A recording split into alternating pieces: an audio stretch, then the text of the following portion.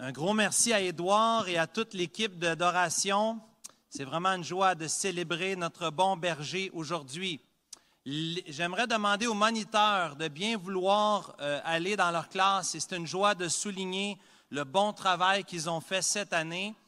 Je voudrais aussi demander aux enfants de la première, deuxième et troisième année d'aller dans la salle multifonctionnelle. Donc, vous n'allez pas monter, les moniteurs sont là avec vous pour vous conduire. C'est une journée un peu spéciale, puis ils ont une activité spéciale pour la dernière de l'école du dimanche.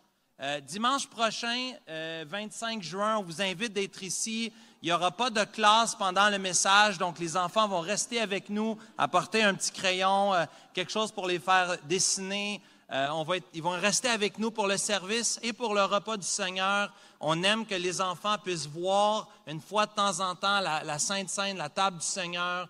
Ça donne des bonnes discussions, pourquoi je ne peux pas en prendre. Et ça fait toutes sortes de bonnes choses, mais aussi de leur expliquer, leur enseigner, leur faire comprendre ce que Jésus a fait pour eux. C'est une autre façon comme parents. Fait que vous restez, les enfants vont rester avec nous dimanche prochain. C'est Benoît Brulotte qui va être avec nous. Manquez pas ça. Ben va être là, fait que c'est lui qui va amener la parole dans Éphésiens chapitre 2, versets 1 à 10. Fait que c'est vraiment une joie, puis on remercie Dieu pour ça. Bonne fête des pères. Mes frères bien-aimés, bonne fête des pères. Que le Seigneur vous bénisse abondamment aujourd'hui. Et on est, en tant que parents, il n'y a pas plus grande joie que de voir nos enfants qui marchent dans la vérité.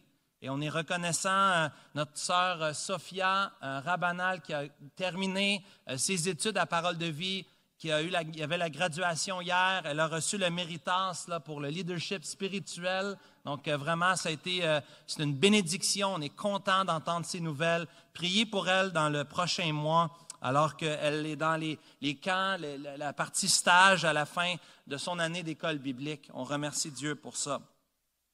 J'aimerais vous inviter de bien vouloir vous courber, s'il vous plaît, dans un mot de prière. Seigneur, merci. Ton règne est un règne de tous les siècles et ta domination subsiste dans tous les âges. Éternel, oui, c'est toi qui soutiens ceux qui tombent, qui redresses ceux qui sont courbés. Les yeux de tous espèrent en toi et tu leur donnes la nourriture en son temps. Jésus, merci. Merci d'être ce bon berger. Et nous nous approchons de toi aujourd'hui avec assurance et confiance à cause que tu as versé ton sang pour nos péchés, pour nous sauver. Bénis ce temps ensemble en Jésus-Christ. Amen. Ne faites jamais confiance à personne. Vous avez déjà entendu ça? Fais jamais confiance à personne. Il y a un père, à un moment donné, qui a voulu parler à son fils, instruire son fils. Puis il a mis son fils sur le balcon en arrière de chez eux. Il était quelques pieds dans les airs. Il a mis une chaise. Il a dit à son fils, « Mets-toi en haut de la rampe, puis saute en bas. Je vais être là, je vais t'attraper. Je vais être là, je vais t'attraper, mon fils. » Alors, le père s'est installé, le fils s'est installé. C'était pas tellement haut, tu sais. Il a sauté dans le gazon. Et en sautant, le père s'est reculé.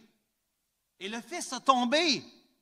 Puis il a regardé son père. « Pourquoi tu as fait ça? » « Parce que je voulais te montrer, mon fils, que tu ne peux jamais faire confiance à personne. » C'est une bonne leçon, vous pensez? C'est une bonne leçon, vous pensez? D'enseigner à ses enfants, nous-mêmes, de croire qu'on ne peut jamais faire confiance à personne. Je sais que des fois, on entend ça. C'est vrai qu'il y a des gens qui sont experts pour flouer, pour profiter des autres, pour voler, pour abuser. Oui, c'est vrai, c'est vrai. Mais est-ce que c'est vrai qu'on ne devrait jamais faire confiance à personne? Bien, aujourd'hui, tournez dans 2 Thessaloniciens chapitre 3. 2 Thessaloniciens chapitre 3. Et j'aimerais vous demander, bien-aimés, de faire confiance à Dieu. J'aimerais vous demander, frères et sœurs, chers amis, aujourd'hui, de placer toute votre confiance en Dieu. Ne faites pas comme ce père. Nous avons un bon Père. Sa main paternelle nous conduit. 2 Thessaloniciens 3, verset 1. Au reste, frères, priez pour nous afin que la parole du Seigneur se répande et soit glorifiée comme elle l'est chez vous, et afin que nous soyons délivrés des hommes méchants et pervers, car tous n'ont pas la foi. Le Seigneur est fidèle. Il vous affermira, il vous préservera du malin. Nous avons à votre égard cette confiance dans le Seigneur, que vous faites et que vous ferez les choses que nous vous recommandons. Que le Seigneur dirige vos cœurs vers l'amour de Dieu et vers la patience de Christ. Que l'Éternel bénisse sa parole dans nos cœurs aujourd'hui, bien-aimés. L'Église de Thessalonique, une Église pas parfaite, mais une Église modèle, une Église qui avait appris que Paul était en train d'instruire, de vivre à la lumière du retour de Jésus. Vivre les épreuves, en particulier de Thessaloniciens, vivre les épreuves, vivre les tribulations, vivre les difficultés de la vie à la lumière du retour de Jésus-Christ. C'était bon pour l'Église de Thessalonique en Grèce. C'est bon aussi pour l'Église Emmanuel 2000 ans plus tard. Et aujourd'hui, bien-aimés, j'aimerais vous amener à voir 3 éléments de ce passage. 3 éléments qui nous rappellent qu'on peut avoir confiance dans le Seigneur. Prions ayant confiance dans le Seigneur. Premièrement, nous allons voir les requêtes de prière de Paul dans les versets 1 et 2. Deuxièmement, nous allons voir sa confiance en son Père, dans les versets 3 et 4. Et finalement, dans le verset 5, nous allons voir la bénédiction pour les frères. Donc, les requêtes de prière, la confiance en son Père et la bénédiction pour les frères. Et chacune de ces éléments ont 2 parties. Donc, on va les voir ensemble. D'abord, dans les versets 1 et 2, les requêtes de prière. C'est intéressant que Paul, il demande aux Thessaloniciens de prier pour lui, parce que la plupart du temps, c'est Paul qui va exprimer ou s'exprimer dans ses lettres en parlant des prières qu'il fait pour les saints, en parlant des prières qu'il fait pour les frères et les sœurs dans le Seigneur.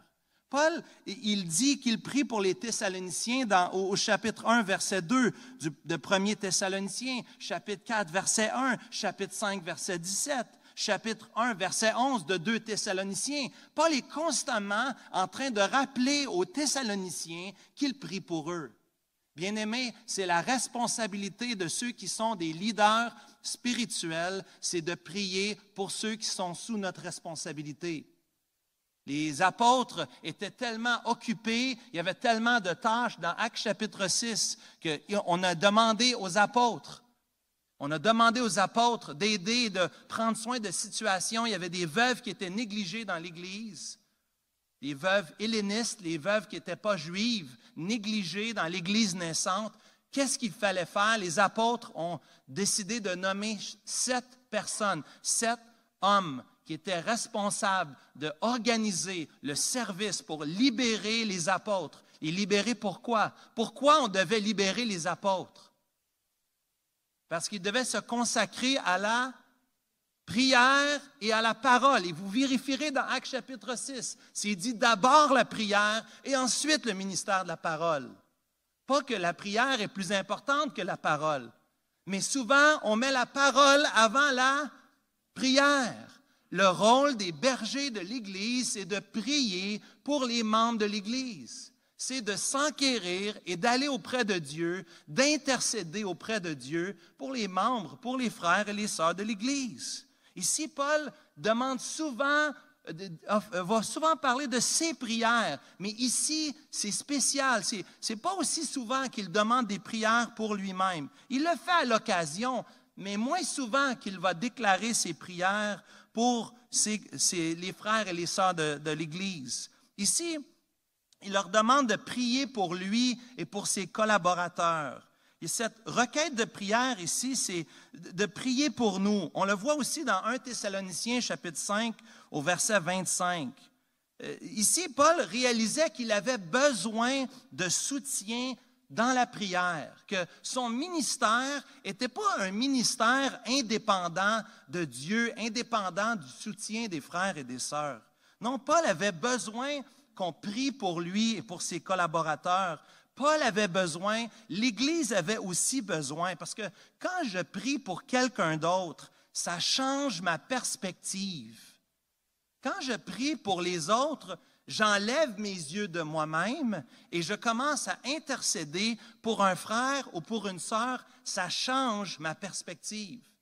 On a naturellement tendance à penser à nous-mêmes en premier.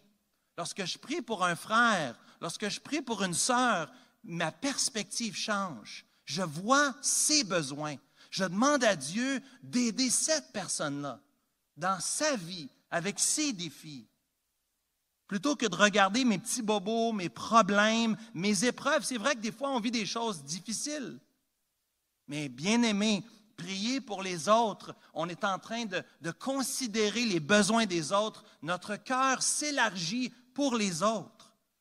Comment prier? Bien, regardez Paul ici qui prie et qui demande des prières pour lui et pour les collaborateurs.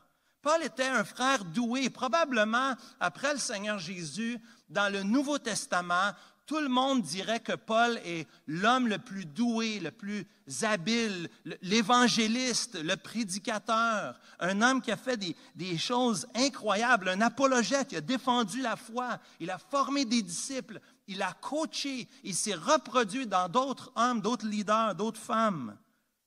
Paul était un homme d'exception dans le Nouveau Testament. Pourtant, Paul reconnaît son besoin dans la prière. Paul reconnaît que le ministère est d'abord un ministère spirituel. Le combat, frères et sœurs, est dans la prière. Le combat est dans la prière parce que le ministère, c'est spirituel.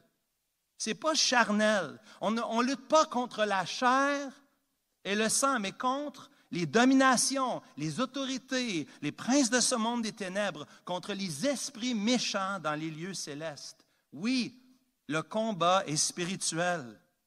Le combat est spirituel et nous devons être entourés, littéralement ici au verset 1er, c'est prier autour de nous. Prier pour nous, mais prier autour de nous, comme si Paul demandait qu'il soit entouré des prières des frères et des sœurs. Être entouré des prières. As-tu un partenaire de prière, mon frère, ma sœur?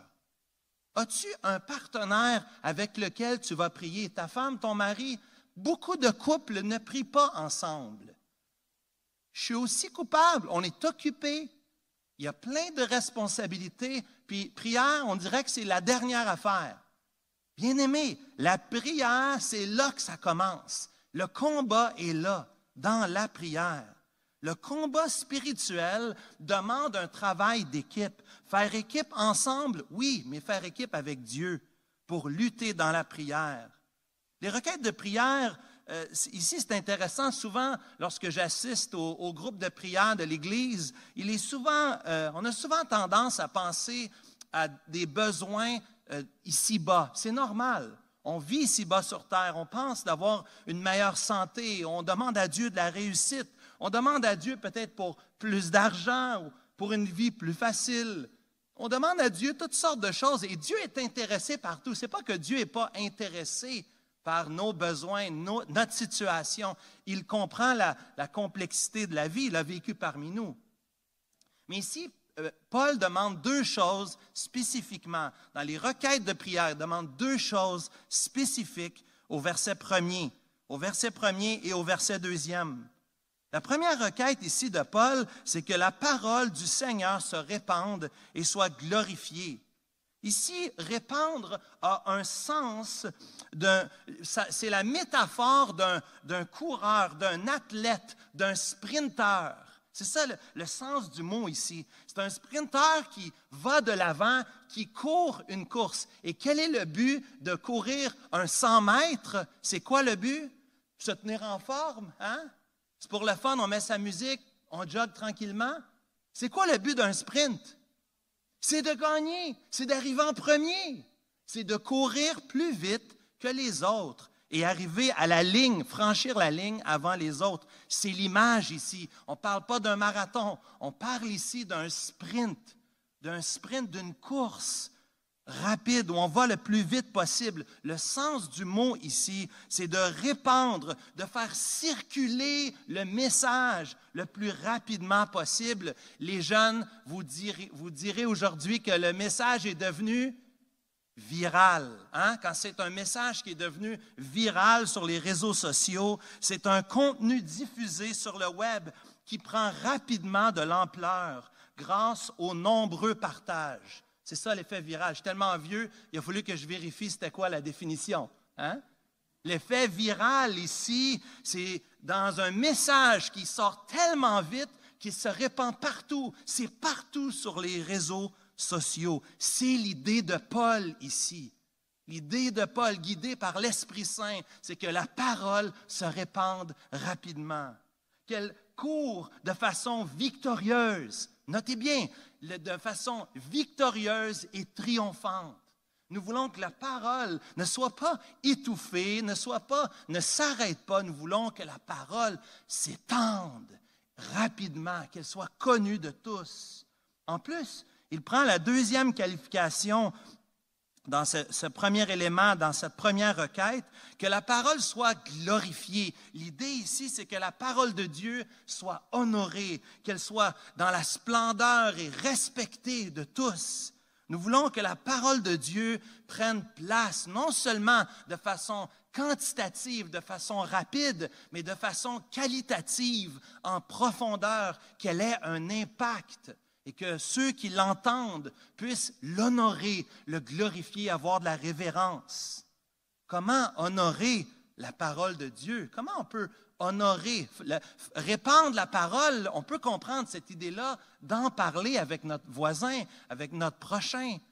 Mais comment honorer la parole de Dieu, frères et sœurs? Comment toi et moi, nous pouvons honorer la parole de Dieu aujourd'hui? Bien, c'est en la lisant, comme on a fait ce matin dans 1 Corinthiens, chapitre 1, versets 4 à 10. C'est en la chantant, comme on a fait ce matin avec des cantiques, des hymnes spirituels, des psaumes qui nous parlent de Dieu. C'est en la priant, c'est en priant la parole de Dieu. Nous avons pour modèle aujourd'hui une des prières de Paul que nous pouvons modeler dans notre vie de prière, où la parole est au centre. C'est en enseignant la parole de Dieu, comme de l'autre côté ce matin, dans Jean chapitre 9, on a entendu l'histoire de l'aveugle qui a été guéri par le Seigneur Jésus. Mais non seulement il a été guéri de sa perte de vue, mais il a été sauvé.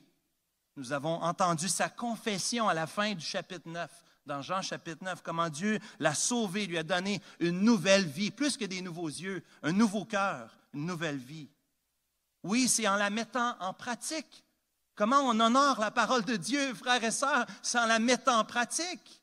On n'est pas des auditeurs oublieux qui partons d'ici puis qui, bof, je suis venu à l'église, le pasteur avait une nouvelle cravate, c'est cool. Non, on est venu ici parce qu'on veut entendre Dieu et on veut mettre en pratique sa parole. C'est comme ça qu'on honore la parole de Dieu, c'est en la mettant en pratique. Et bien sûr, en la faisant connaître au monde entier, en pouvant la distribuer jusqu'aux extrémités de la terre, la répandre jusqu'aux extrémités de la terre. La propagation ici, c'est dans l'idée de se répandre, c'est la propagation, mais aussi le succès de l'Évangile, c'est-à-dire que Dieu est glorifié. Propagation et succès de l'Évangile de Jésus-Christ. Cela pourrait être une de nos prières. Priez pour vos leaders, priez pour vos pasteurs, priez pour vos anciens, priez pour ceux qui sont en autorité spirituelle, priez pour nos missionnaires. Nos missionnaires, on veut prier que Dieu les aide, Dieu les utilise afin que la parole se répande et qu'elle soit honorée, glorifiée jusqu'aux extrémités de la terre. Oui, que la parole soit répandue et glorifiée. Il y a toutes sortes d'exemples dans la Bible de réveil spirituel, de moments de grande bénédiction suite à la parole qui s'est répandue, suite à la parole qui a été glorifiée, honorée parmi son peuple. Esdras, rappelez-vous l'histoire d'Esdras et de Néhémie, dans Néhémie chapitre 8, lorsque cette histoire merveilleuse d'un homme que Dieu a utilisé sa parole, le peuple a entendu la parole et le peuple, pendant des heures de temps, écoutait la parole et pleurait. Ils pleuraient parce que leur cœur a été touché et bouleversé. La parole s'est répandue. La parole s'est répandue aussi avec le roi Josias, dans 2 Rois chapitre 22. On connaît Josias, cet homme qui est devenu roi à l'âge de 8 ans. 18 ans après le début de son règne, à l'âge de 26 ans, il découvre, en refaisant le temple, la loi de l'Éternel. Josias a déchiré ses vêtements, Josias s'est prosterné devant Dieu, il s'est repenti en son nom et au nom du peuple. Et il a voulu prendre la parole de Dieu et la mettre en pratique. Il a redécouvert la parole de Dieu. La parole de Dieu s'est répandue au milieu de son peuple. Dans Actes chapitre 2, pensez à la Pentecôte, pensez à la parole qui a été prêchée et l'effet que ça a eu, la conversion de plusieurs âmes. Pensez à la réforme dans l'histoire de l'Église. Quel est le premier fondement de l'histoire de l'Église dans la réforme? Le premier sola, le premier des 5, sola scriptura, seulement la parole de Dieu. Quand la parole de Dieu fait son effet, bien-aimé, quand la parole de Dieu fait son effet, des réveils se produisent dans les cœurs et dans le monde entier. La propagation et le succès de l'Évangile de Jésus-Christ, en particulier dans un monde de tolérance, ou plutôt d'intolérance de la tolérance. Vous comprenez ce que je veux dire par ça? On ne tolère pas toutes les tolérances. On a, malheureusement, dans notre monde, il y a un biais contre la parole de Dieu, contre l'Évangile. Et nous avons à être le sel de la terre, la lumière du monde, afin de faire rayonner le glorieux Évangile de Jésus-Christ, afin que la parole se répande. Soit dit en passant, Ligon Duncan dit ici, devant ce passage, il dit que c'est un des indices d'un vrai chrétien. Un des fruits. Édouard a prié pour des fruits parmi vous, nouveaux chrétiens, parmi nous, anciens chrétiens, vieux chrétiens. Quel serait un des fruits dans la vie d'un nouveau croyant? Bien, un des indices que tu sois un vrai croyant, c'est que ton cœur a tellement été touché par la parole de Dieu, par la parole de l'Éternel. Tu as tellement été touché par l'Évangile que tu veux que d'autres soient touchés aussi par l'Évangile, que la parole soit répandue et glorifiée dans leur vie. C'est un des fruits. Pose-toi la question, est-ce que je désire que mes collègues de travail viennent au Seigneur? Est-ce que je désire que ma famille entende l'Évangile? Est-ce que je désire que la parole soit répandue partout dans ma vie où je rencontre des gens dans ma vie? Bien-aimé, c'est le premier élément du premier requête de prière. Premièrement, que la parole du Seigneur se répande, soit glorifiée. Mais deuxièmement, dans ce premier point, la délivrance des hommes. Paul voit ici le défi du ministère. Il voit les tribulations, les persécutions. Il décrit ici, dans ce mot délivrance, parle simplement d'être sauvé, d'être libéré de quoi? D'hommes méchants et pervers, des hommes qui font des choses insensées, des hommes qui ne font ce qu'ils ne devraient pas faire, des hommes qui sont corrompus moralement parlant, des hommes qui font des gestes qui sont fâcheux.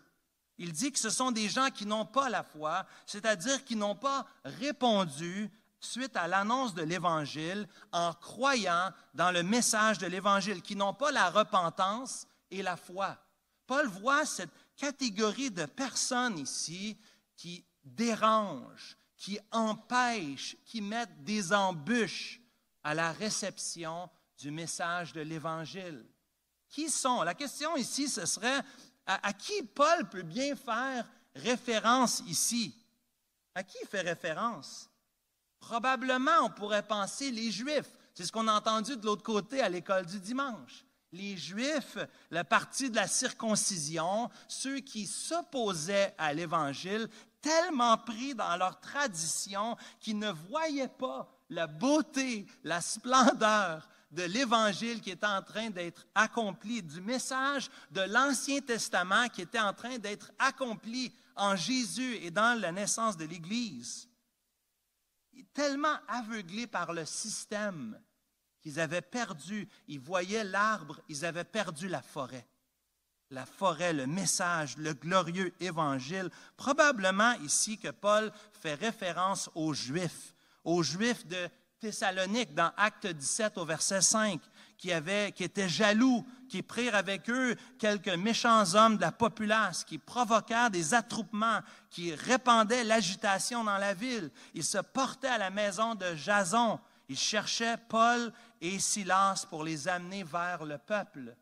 C'était dans Actes 17, verset 5, lorsque l'Évangile est répandu, lorsque l'Évangile arrive à Thessalonique, il y a un parti qui est en résistance au message de l'Évangile.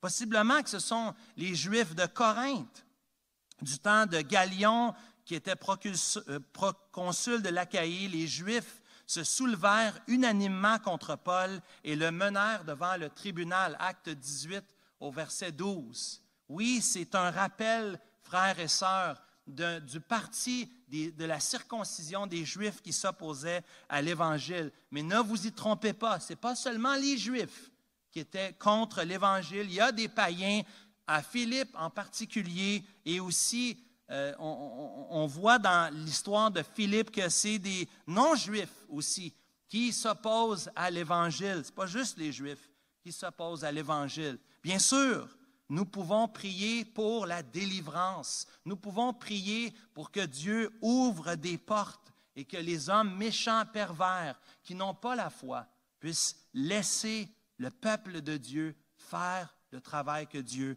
veut que nous accomplissions. Les requêtes de prière, bien-aimés, ce sont des façons qui nous dirigent, qui nous conduisent dans nos prières. Lorsque vous allez vous réunir cette semaine pour prier en famille ou prier en cellule, en petits groupes, priez en pensant à ces deux requêtes que Paul va apporter pour les Thessaloniciens pour lui et aussi pour son équipe. Deuxièmement, ce matin, si on veut voir d'abord les requêtes de prière dans les versets 3 et 4, nous voyons la confiance en son Père.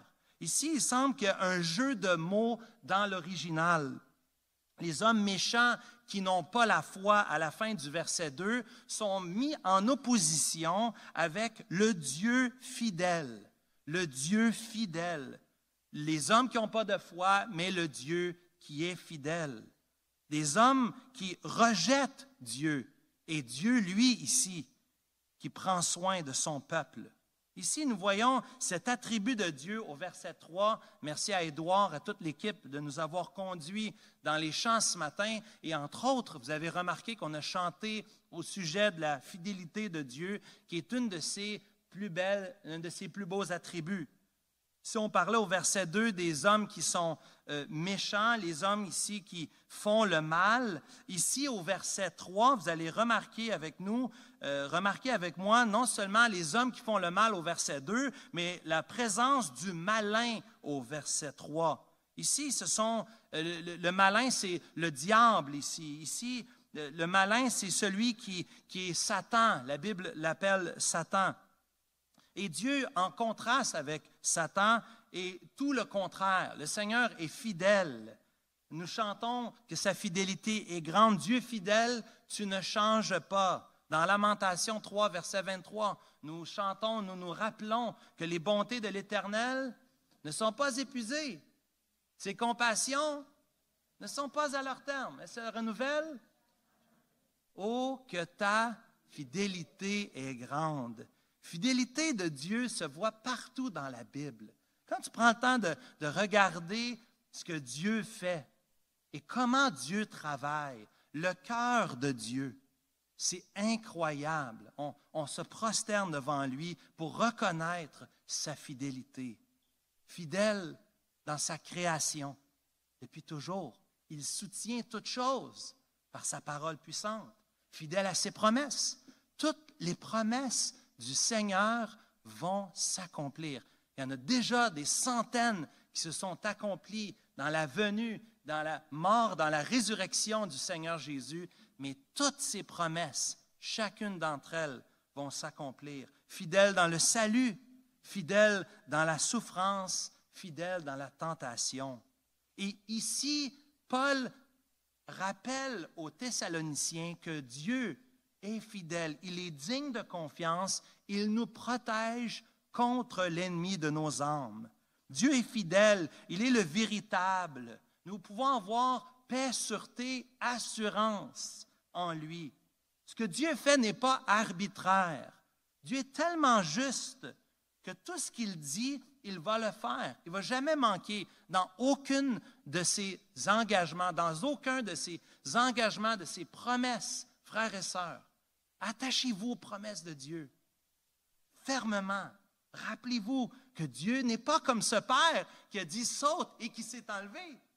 Dieu n'est pas comme ça. Si Dieu te demande de sauter, il sera là pour t'attraper. Saisis ma main craintive et conduis-moi. Fais toujours que je vive plus près de toi, nous disait le vieux cantique. Oui, Seigneur, nous te faisons confiance parce que tu es fidèle. Tu es digne parce que tu es fidèle, Seigneur. Tu es fidèle, tu es fiable. Tu es le véritable. Et ici, dans 2 Thessaloniciens 3, verset 3, il parle à ceux qui sont sauvés, ceux que Dieu a sauvés, non seulement qu'il va les sanctifier, mais il va les affermir, il va les préserver jusqu'à la fin.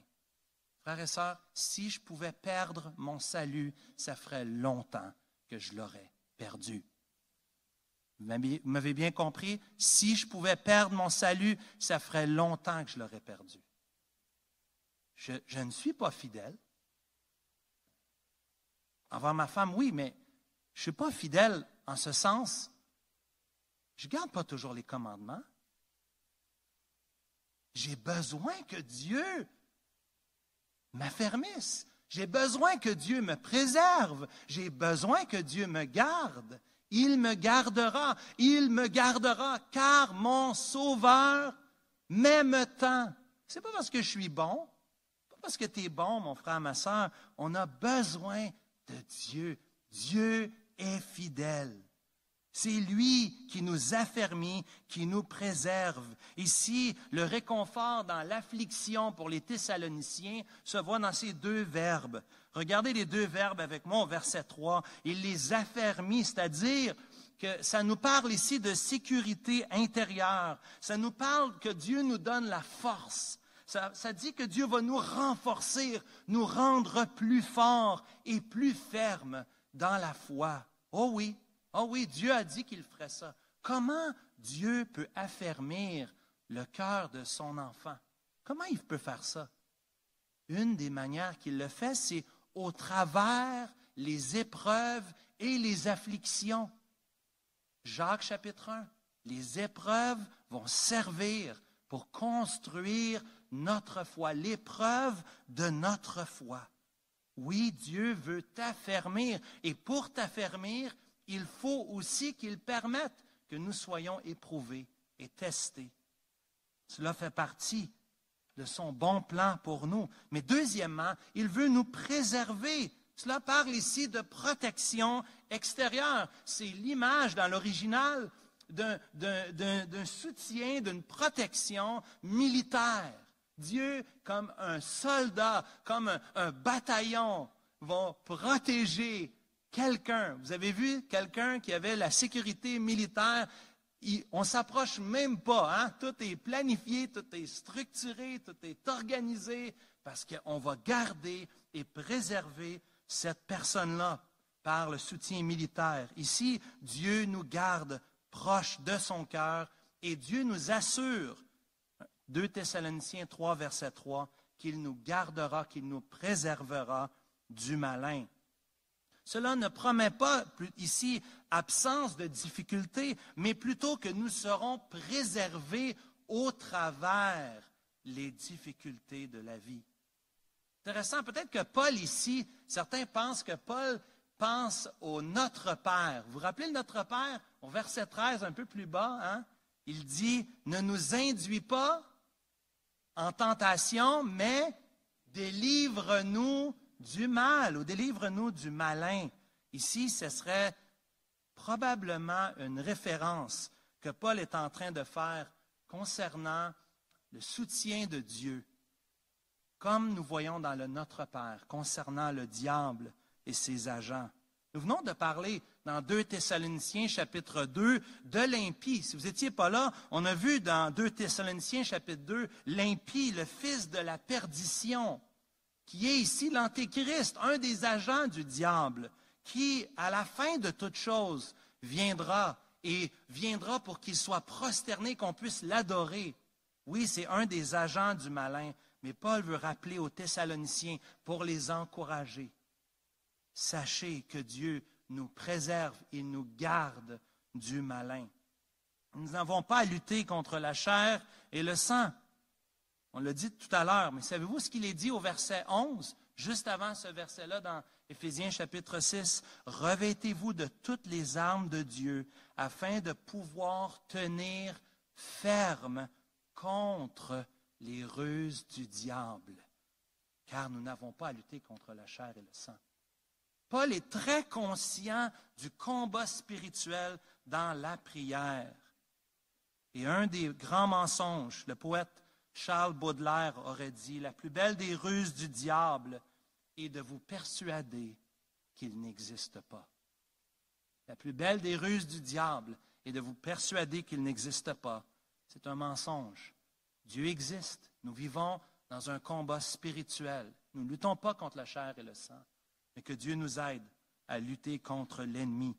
Dans la prière, mais d'avoir confiance en Dieu, d'abord et avant tout. Deuxièmement, nous voyons ici que nous avons pouvoir avoir confiance en notre Père. Oui, premièrement, parce qu'il est fidèle, mais deuxièmement, parce que c'est lui qui nous garde. On peut avoir cette confiance dans le Seigneur, même concernant notre obéissance. Regardez ce qu'il fait. Paul dit qu'il a confiance à cause du Seigneur.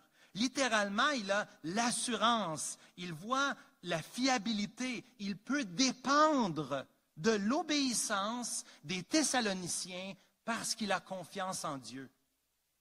La confiance de Paul se trouve en Dieu, même concernant l'obéissance de son peuple. Man, ça fait du bien. Moi, ça m'a tellement fait du bien de lire ça cette semaine. Le fardeau n'est pas sur moi de votre obéissance. Le fardeau n'est pas sur les anciens. Le fardeau, ce n'est pas sur toi, parent, de l'obéissance de tes enfants. Le fardeau ici, la confiance est en Dieu. La foi est en Dieu. Oui, on a tous une responsabilité. Je ne suis pas en train de dire qu'on n'a pas de responsabilité. Venez pas me voir pour dire qu'on n'a pas de responsabilité. Ce n'est pas ça que je suis en train de dire. Je suis en train de dire que notre confiance est dans le Seigneur. On a confiance dans le Seigneur pour l'obéissance, ici au verset 4. C'est quand même intéressant. Paul a confiance en son Dieu fidèle qu'il va agir dans et au travers de son peuple. Pourtant, nous connaissons la nature humaine. Je connais la nature humaine. Je connais un petit peu mon propre cœur. Boy, c'est pas impressionnant. Je connais la nature. J'ai eu la joie d'avoir, avec mon épouse, 3 super enfants. Mais je connais aussi la nature humaine, un petit peu, hein? J'ai eu l'occasion de visiter plusieurs d'entre vous. Puis vous êtes comme moi. On a tous aussi, dans notre nature humaine, on est faible, on est fragile, on est vacillant. Comment ça se fait que Paul peut avoir confiance comme ça? C'est pas que Paul est aveugle. Paul n'est pas aveuglé par son amour pour eux devant les tentations, les défis du peuple. Il connaissait les églises. Il dit ailleurs qu'il se fait des soucis tous les jours pour les églises. Il priait pour eux. Mais Paul n'a pas perdu espoir. C'est ça qu'il faut retenir ici. Paul n'a pas perdu espoir. Oui, c'est vrai qu'on est faible et fragile, mais en même temps, l'homme de Dieu est en train de s'affermir dans la parole de Dieu. L'homme de Dieu s'affermit, grandit, son esprit vit en nous. Oui, l'Esprit de Dieu vit en nous. Nous avons le sceau du Saint-Esprit. Notre vie est conduite par l'Esprit Saint. Nous avons en plus, nous rappelle Paul, nous sommes unis au Christ. Lorsqu'on se convertit, non seulement que nous recevons l'Esprit Saint, mais en plus, nous sommes unis une fois et pour toutes avec le Christ qui nous transforme, qui nous amène à marcher pour lui. Paul a confiance ici que les frères et les sœurs de l'Église de Thessalonique sont obéissants et seront obéissants. Remarquez ici, au verset 4, l'emploi du présent et du futur. Vous faites et vous ferez. La vie chrétienne, ce n'est pas « j'ai fait ». Vous avez remarqué qu'il n'y a pas de « j'ai fait » ici. La vie chrétienne, c'est « vous faites et vous ferez ». Des fois, j'entends des chrétiens qui me disent « oui, mais j'ai déjà fait. C'était mon tour avant. Je n'ai plus besoin aujourd'hui. Et demain, j'ai déjà fait. » Vous faites et vous ferez. C'est intéressant qu'il prend l'emploi du présent et du futur, les incitant à obéir à Dieu et à suivre les recommandations. En fait, littéralement ici, ce sont les ordres, les commandements des apôtres. Ceux qui sont en autorité donnaient des ordres, des commandements. Wow, ça ne passerait pas bien aujourd'hui dans notre monde de dire qu'on nous commande, mais cette idée est quand même présente dans le Nouveau Testament. Paul peut dire « je vous en conjure ». Hein? Il y a quelque chose de sérieux dans l'obéissance que nous avons à faire de la parole de Dieu. Est-ce que vous faites ce que Dieu demande? Est-ce que vous allez faire dans le futur? Est-ce que vous ferez ce que Dieu demande? Aujourd'hui, mon frère, ma sœur, résolu dans ton cœur, par la grâce de Dieu, par l'Esprit de Dieu qui vit en toi, et par ton union avec le Seigneur Jésus-Christ, à obéir à Dieu. Et finalement, ici, c'est notre conclusion, la bénédiction pour les frères au verset 5. Une bénédiction, Paul aime les bénédictions, et cette bénédiction a deux parties. D'abord, Paul reconnaît que l'assistance du Seigneur est indispensable à la vie du croyant. Oui, vous allez faire et vous ferez ce que je vous demande. J'ai confiance en Dieu, mais je sais que Dieu va vous aider à le faire. Il a confiance en Dieu et l'assistance du Seigneur est indispensable à la vie du croyant. Il faut constamment lutter. Mes frères, mes sœurs, luttons contre ça, cette pensée nord-américaine d'indépendance. Je n'ai pas besoin des autres. Je n'ai pas besoin, je suis capable toute seule. Lutter contre ça, résister contre ça. Ce n'est pas vrai. On a besoin de Dieu et on veut lui faire confiance. On a besoin, son aide est indispensable. Une fois de plus, Paul complimente les Thessaloniciens. Il l'avait déjà fait au verset 1 et encore une fois au verset 4. Il a confiance qu'ils vont le faire. C'est quand même un compliment envers l'Église de Thessalonique, mais il n'est pas en train de dire ici qu'ils sont autosuffisants. Non, non, au contraire, ils sont de la même nature que nous. Ils ont besoin d'être dirigés, littéralement d'être influencés. Ils ont besoin d'être influencés, d'être guidés, d'être conduits vers Dieu. Le mot « diriger » ici nous parle d'influencer les autres afin qu'ils adoptent un comportement recommandé. Paul, dans sa bénédiction, demande à Dieu de les diriger et de les influencer, qu'ils soient sous le règne du plus grand influenceur de tous les temps, le Dieu de l'univers.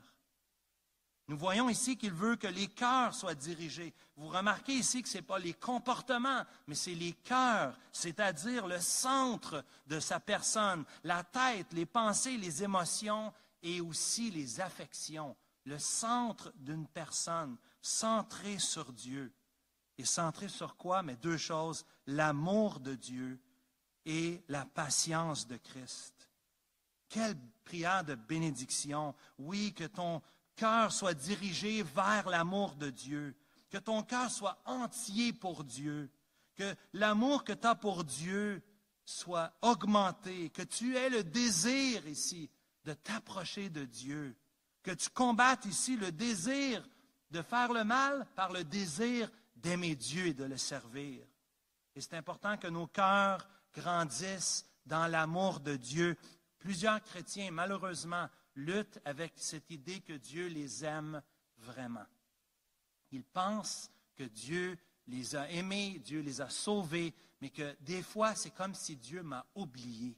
C'est comme si Dieu ne m'aime pas. Il ne me démontre pas son amour. Je ne vois plus son amour. Il peut arriver qu'un chrétien soit découragé, qu'il lutte dans son amour pour Dieu, qu'il doute de l'amour pour Dieu pour lui. Et Paul, ici, au milieu des tribulations, des persécutions que pouvait vivre l'Église de Thessalonique, Paul leur dit, dans ce mot de bénédiction, « Rappelez-vous l'amour de Dieu pour vous, l'amour du Père, que vos cœurs, que le sang de ta personne redécouvre et s'approfondisse dans l'amour du Père pour toi. » Et la patience de Christ, ici, cela parle de la persévérance et de l'endurance. Oui, le Seigneur aide les Thessaloniciens à persévérer ou à être patients jusqu'au retour de Christ. Mon frère, ma sœur, sois patient dans ta marche avec Dieu. Laisse Dieu travailler dans ta vie et dans ton cœur. Même si tu sens que tu n'es pas capable, Dieu est fidèle. Il est digne de confiance et il veut, dans sa patience, travailler dans ta vie. Frères et sœurs, aujourd'hui, lorsque nous allons quitter ce lieu, ma prière pour chacun d'entre nous, c'est que nous puissions faire confiance à Dieu dans notre vie. Que tu puisses aujourd'hui, en quittant ce lieu, avoir cette résolution dans ton cœur de prier en faisant confiance à Dieu. Apporte tes requêtes en faisant confiance à Dieu. Fais confiance à Dieu de ce que Dieu est en train de faire dans ta vie et ce que Dieu va faire dans ta vie, comme il l'a fait ici chez les Thessaloniciens. Et oui, en guise de bénédiction, que nos cœurs se dirigent de plus en plus vers l'amour de Dieu et la patience de Christ. Père Céleste, merci pour ta parole. Merci que tu es un bon Père. Nous avons pleinement confiance en toi aujourd'hui. Te demandons, Seigneur, maintenant de bénir ton assemblée, alors que nous nous levons pour chanter ce dernier cantique, Abba Père.